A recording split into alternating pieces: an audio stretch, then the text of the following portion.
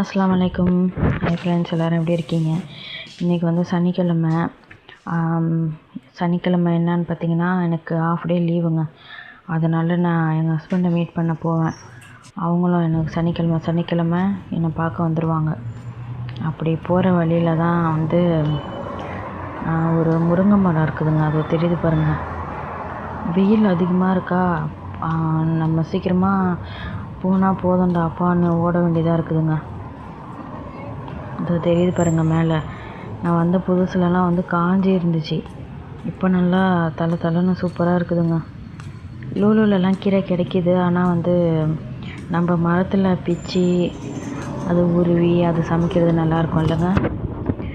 அப்புறம் வந்து சீக்கிரமாக போய் ஹோட்டலுக்கு வந்துட்டேங்க.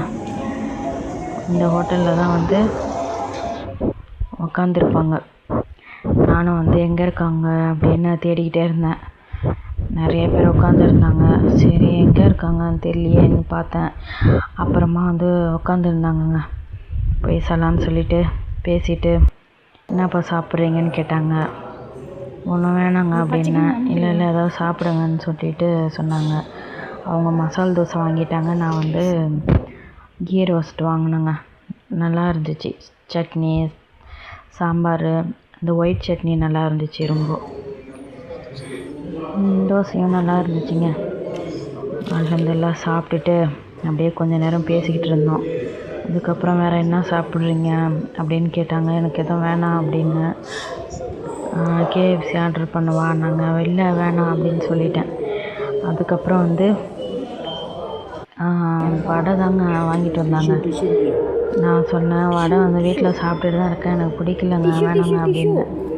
நல்லா சூடாக இருக்குது சாப்பிடுங்க அப்படின்னாங்க. எனக்கு வேணாங்கன்னு சொல்லிவிட்டு சரின்னு அவங்களே சாப்பிட்டாங்க. சாப்பிட்டு முடிச்சுட்டு, நீங்கள் வேறு என்ன சாப்பிட்றீங்கன்னு கேட்டுட்டு இருந்தாங்க. ஐயோ, இந்த மாதிரி அன்பு தொல்லை தாங்க முடியலையேன்னு சொல்லிவிட்டு ஐஸ்கிரீம் தாங்க ஆர்டர் பண்ணோம்.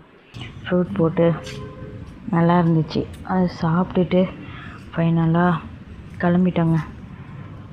இங்கே பார்த்தீங்களா, இப்போ முருங்கை மரம் உங்கள்கிட்ட காமிக்கிறேன் பாருங்கள் தெளிவாக தெரியுதா? அதுதாங்க.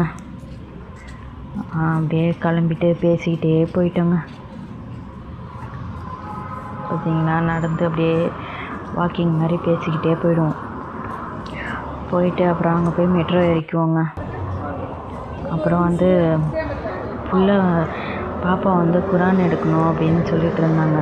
அதனால் எனக்கு அது பார்த்த உடனே நினைப்பு வந்துடுச்சிங்க. எல்லோரும் துவா செய்யுங்க. இன்ஷா அல்லாஹ் அடுத்த வீடியோவில் சந்திக்கலாம்.